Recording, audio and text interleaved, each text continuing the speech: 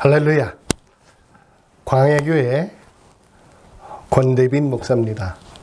개인 사정으로 인해서 지난 몇 달간 방송을 하지 못하고 있었습니다. 이제 제가 여러분에게 말씀드렸던 요한계시록 10장과 삼위일체에 대해서 이번 4편을 통해서 제가 계속적으로 말씀드리고자 합니다. 성경은 영의 말씀이라는 것입니다. 많은 사람들이 성경은 하나님의 말씀이다 이렇게 말씀을 하고 또 그렇게 알고 있습니다. 그러나 실상 우리가 살아오는 삶 속에서는 하나님의 말씀을 단편적으로 읽고 또 그 말씀을 해석하고 그렇게 또 그 뜻을 생각해서 상고해서 살아가는 그런 모습들을 우리가 보게 됩니다. 여러분, 여기서 우리가 가장 중요시 여기는 것은 성경은 문자적으로만 읽어서는 안 된다는 것입니다. 물론 문자적으로 보는 것도 중요합니다. 그러나 더 중요한 것은 영의 말씀이기 때문에 영적인 의미를 깨닫고 이해하는 것이 가장 중요합니다.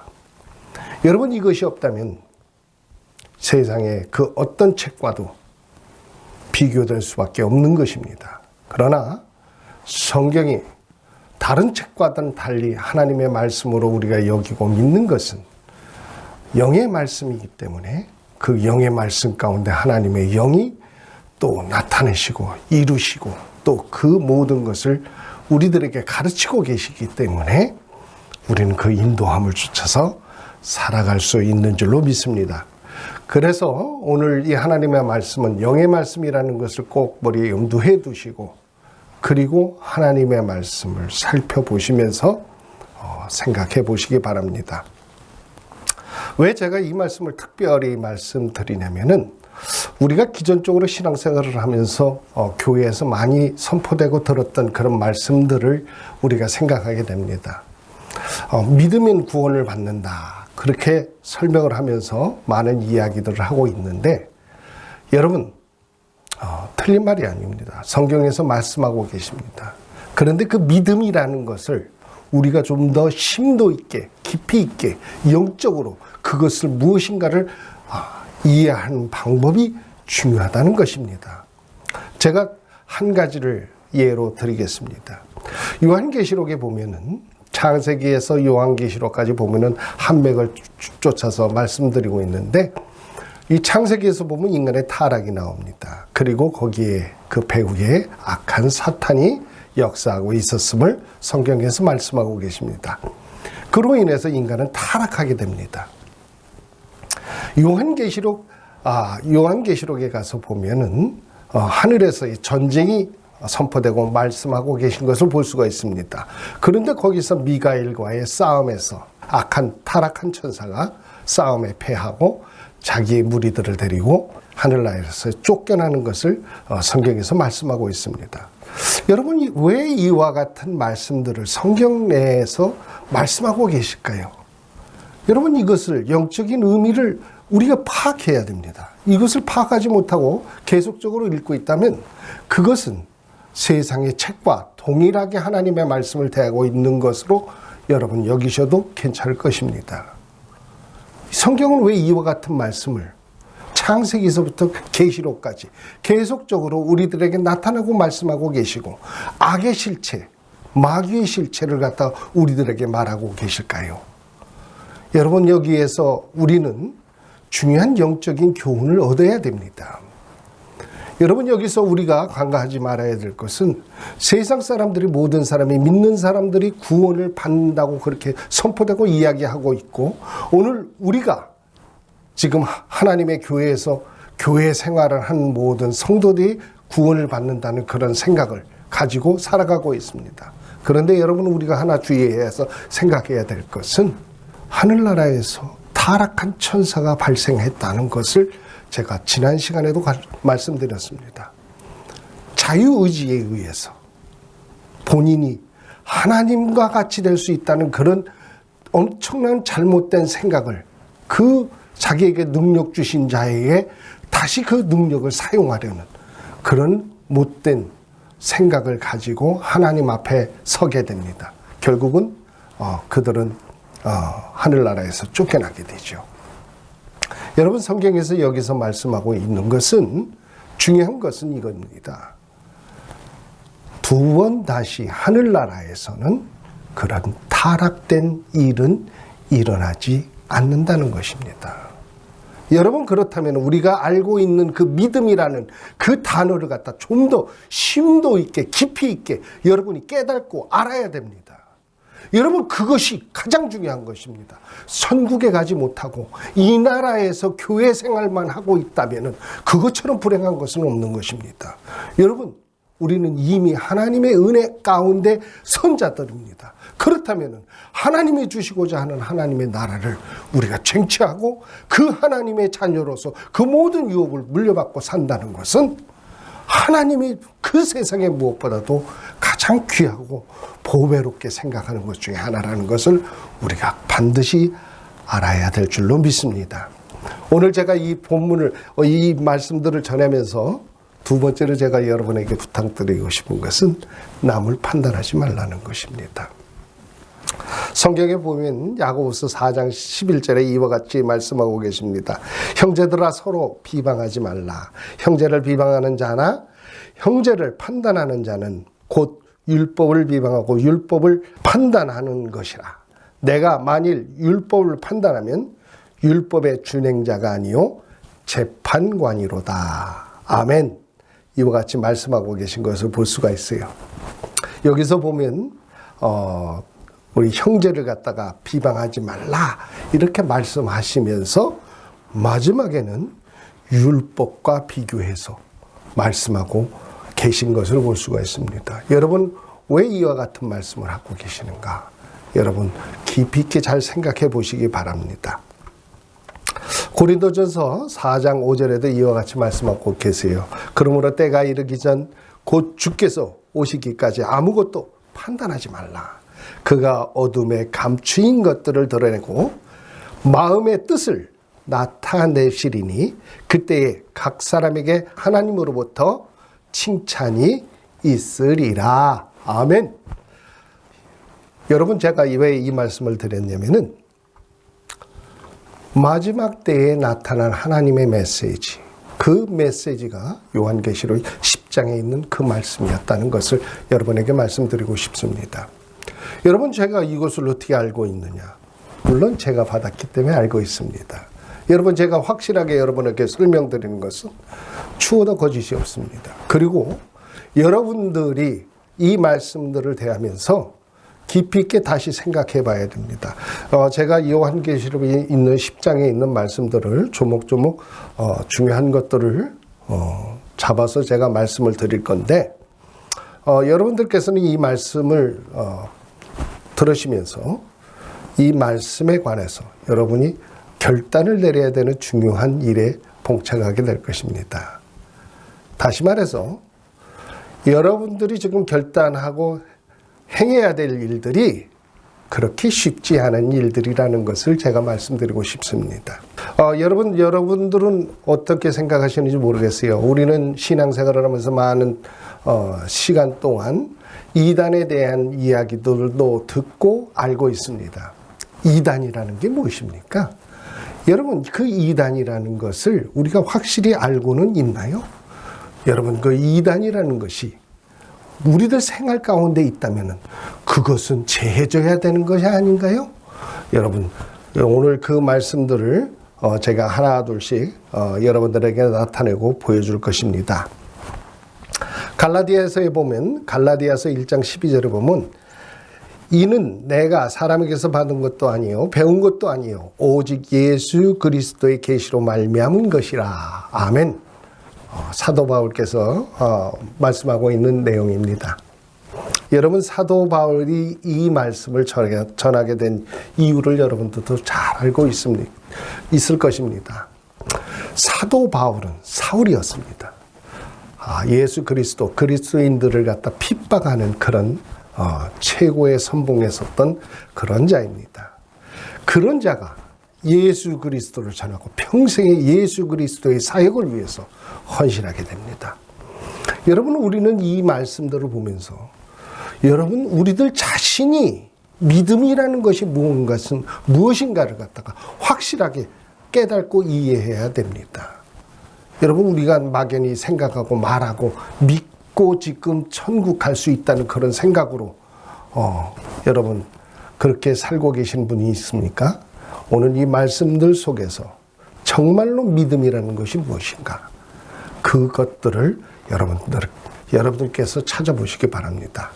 이미 제가 요한계시록에 있는 7복의 말씀을 가지고 그 7복에 있는 말씀은 믿음에 관한 것을 하나님이 말씀하고 계신다는 것을 제가 여러분에게 설명드렸습니다. 그렇다면 요한복음 10장에 나오는 말씀은 무엇일까요? 제8복에 해당됩니다. 제가 여러분들에게 8복이라고 말씀드린 이유는 하나님이 원하시는 믿음, 하나님이 바라시는 믿음에 관해서 말씀하고 계세요. 그렇기 때문에 여러분들께서 우리가 신앙생활을 하면서 나의 믿음을 가지고 천국에 가는 것이 아니라는 것을 여러분이 첫 번째로 알아야 됩니다.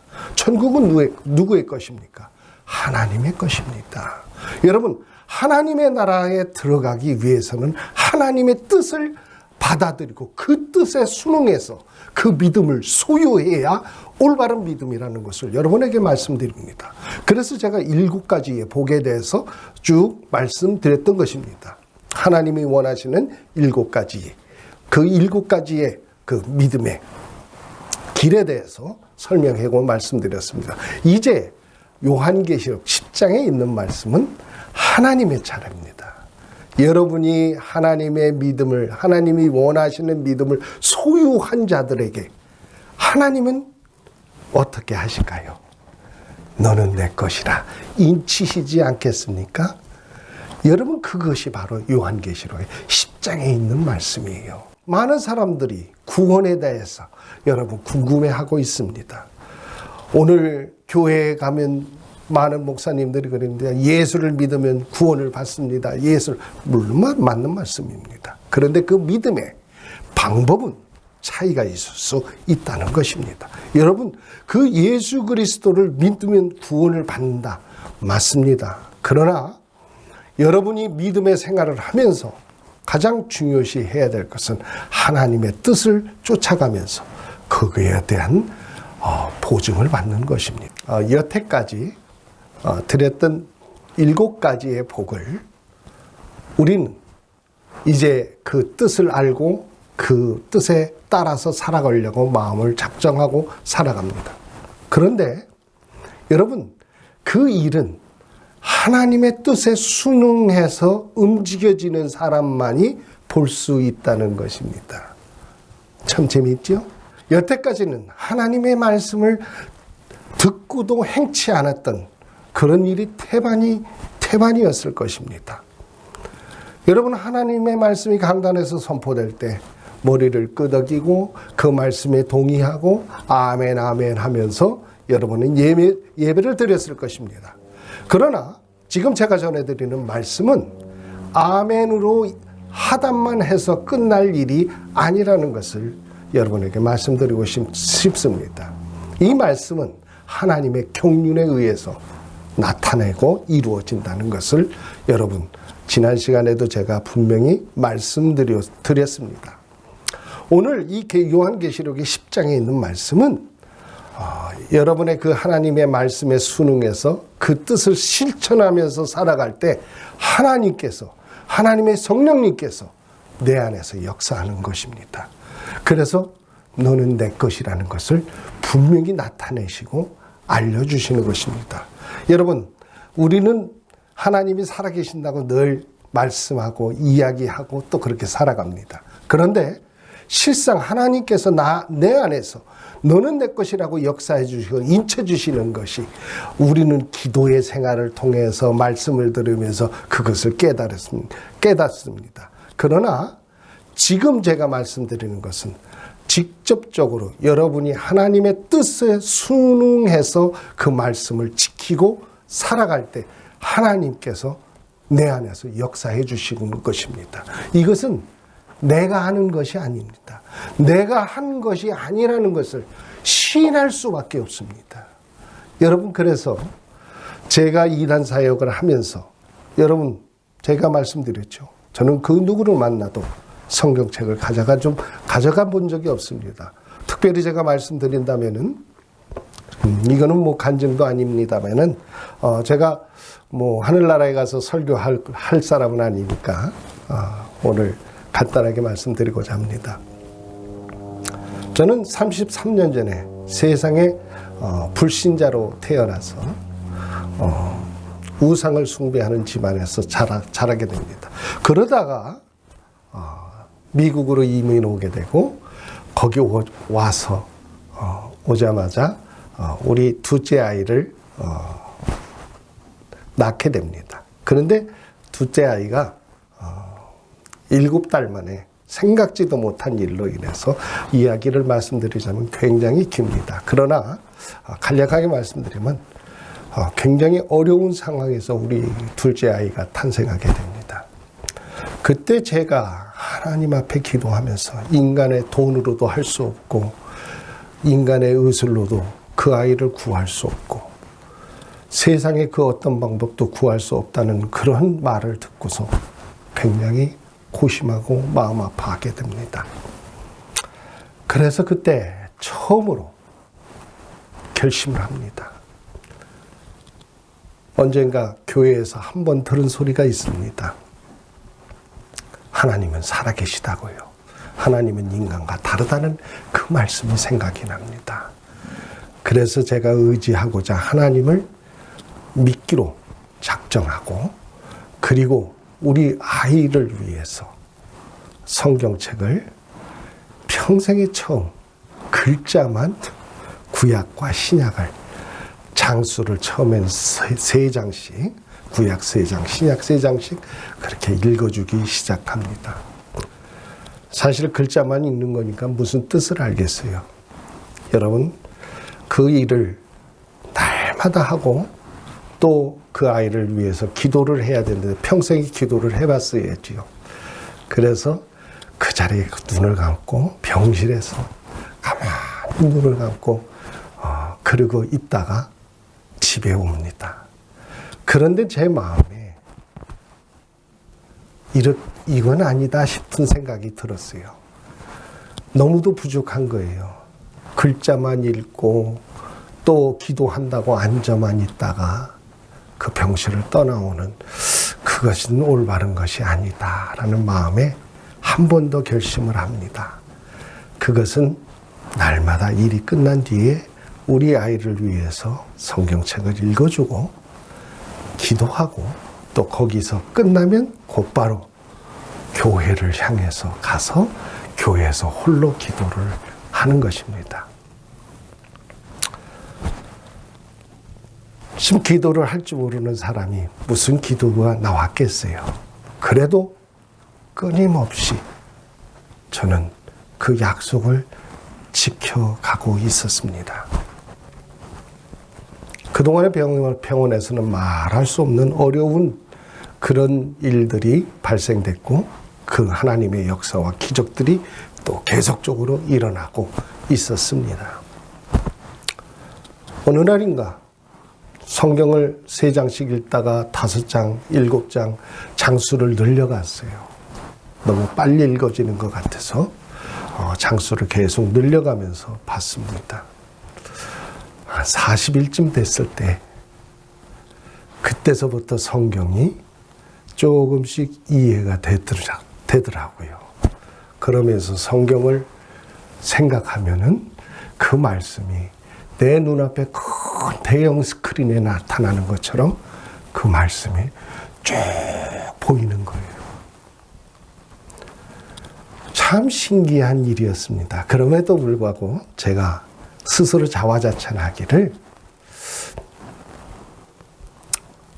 제가 기억력이 좀 좋은 편이구나. 아직도 쓸만하구나. 그렇게 생각을 했었습니다. 그런데 그 말씀이 어느 날인가부터는 신구약의 말씀이 연결되고 이해되면서 그 뜻이 제 가슴 속에 와닿는데 도저히 감당할 수가 없었어요. 하나님께서 은혜를 부으시는데 하늘에서 물 붓듯이 기름 붓듯이 쏟아붓는 그 은혜를 받아 적을 수가 없었어요. 여러분, 저는 성경을 한 번도 제대로 성경 공부도 마쳐보지도 못하고 신학교에 들어가서 신학교에서도 먹고 사는 문제 때문에 아이가 아픈 상황이었으니까 저희 집 사람은 전혀 일을 할 수가 없었죠. 그렇기 때문에 제가 생활을 책임지면서 공부를 하면서 모든 것을 해야 되는 상황이라서 신학교에 갔었어도 사실 그때까지도 많은 이야기가 있습니다. 모세의 물음을 통해서 성경에 보니까 그 똑같은 분이 한 분 계셨어요. 그 모세라는 분이 입술이 아주 둔하고 그랬더라고요. 그래서 저도 그와 같이 계속 주님 앞에 맞섰는데 주님께서 제가 원하시고 뜻하는 것을 다 이루시더라고요. 그래서 할 수 없이 주님의 뜻을 쫓아서 신학 공부를 하게 됐습니다. 신학 공부하는 과정에서도 저는 한 번도 신학책을 제대로 보지를 못했어요. 뭐 일을 하면 또 중간에 집에 일들이 많지 않습니까? 그래서 아이들도 라이드 해야 되고 병원에도 가야 되고 학교도 가야 되고 수도 없이 바빴죠. 그러니까 책도 볼 시간이 없었어요. 그럼에도 불구하고 참 좋은 성적으로 신학교를 풀 장학생을 받으면서 공부를 마치게 됐습니다. 여러분, 제가 이 말씀드리는 것은 그때 33년 전에 읽었던 성경을 가지고 지금까지 말씀드리는 거예요. 여러분, 믿으십니까? 제가 교회에서 설교를 할 때도 역시 동일합니다. 제가 중간중간에 설교할 때 말씀의 그 뜻들을 찾아서 이것저것 성경을 보면서 거기에 조합해서 말씀은 드렸지만은 한 번에 구약부터 신약까지 쭉 이어서 성경을 읽어본 건 33년 전에 딱 한 번 읽은 것입니다. 지금도 이 설교를 준비하면서 역시 동일하게 하나님이 주시는 은혜를 쫓아서 여러분에게 말씀을 전하고 있다는 것을 제가 알려드리고 싶습니다. 그래서 제가 오늘 여러분에게 말씀드리는 것은 사도 바울과 같이 이건 누구에게서 배운 것이 아닙니다, 사실. 그래서 제가 이 성경에 드리는 이 말씀, 성경에서 나오는 이 말씀들을 여러분들에게 자신 있게 말씀드리고, 여러분, 저는 누가 뭐라고 해도 하나님이 주신 은혜를 쫓아서 갑니다. 그렇기 때문에 제가 드리는 말씀이 여러분 신앙생활에 있어서 굉장한 비중을 차지할 거라는 것 분명히 말씀드립니다.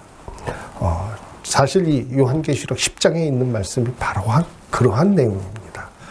그래서 제가 여러분에게 말씀드리는 거니까 여러분들께서도 꼭 이해해 주시고 이 10장의 말씀을 잘 이해해 주시기 바랍니다.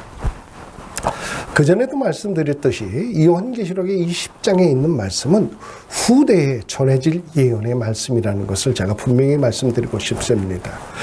오늘 이 계시록에 있는 말씀은 처음서부터 제가 말씀드렸지만은 계시록, 다시 말해서 소아시아에 있는 7 교회를 통해서 성경은 말씀하고 계세요. 그런데 그 소아시아의 7 교회에게 말씀을 하면서 하나님께서 그 사도 요한에게 나타내시고 보여주십니다. 이 사도 요한은 특별히 말씀드리자면은 12제자들 중에서 가장 장수한 그런 분입니다. 전승에 의하면 끓는 가마솥까지 들어갔다가 살아서 나온 그런 기록을 가지고 있다고 합니다. 또 이 요한계시록의 이 사도 요한은 밤모섬이라는 곳에 유배되었다고 합니다. 근데 밤모섬은 돌로 만들어진 그런 섬으로서 거기에 광산이 있었다고 합니다. 거기서 노역을 굉장히 시달리고 어려움에 그렇게 살아갔을 줄로 믿습니다. 그때 당시에 로마의 그 유배지가 얼마나 혹독하고 힘들었겠습니까? 그런 고령의 나이에 이 요한계시록은 밤모섬에서 하나님의 은혜로 받아서 그 기록되게 됩니다. 여러분, 그래서 이 요한계시록에 있는 말씀이 사도 요한이 이 말씀을 직접 실천해서 나타내기에는 굉장히 고령이었고 어려움이 있었다는 것을 우리로 하여금 알게 하고, 또 전에 말씀드렸듯이 요한계시록이 그 뒤에 사람들에게 나타냈던 그 복음에 관한 것이 후대까지 전승되지 않는 모든 이유를 통해서 우리는 이 말씀이 후대에 전해질 말씀이라는 것을 분명히 할 수가 있습니다. 사도 요한께서 밤모섬에서 유배지가 풀리면서 에베소로 갔다는 그런 이야기도 있습니다. 그러나 그 뒤에 그가 전했던 복음에 대해서 다시 전해야 된다는 그 복음의 내용은 전해지지 않고 있습니다. 그러므로 제가 전하는 이 복음의 내용은 여러분에게 정말로 강력히 권장하고 말씀드리는 내용입니다.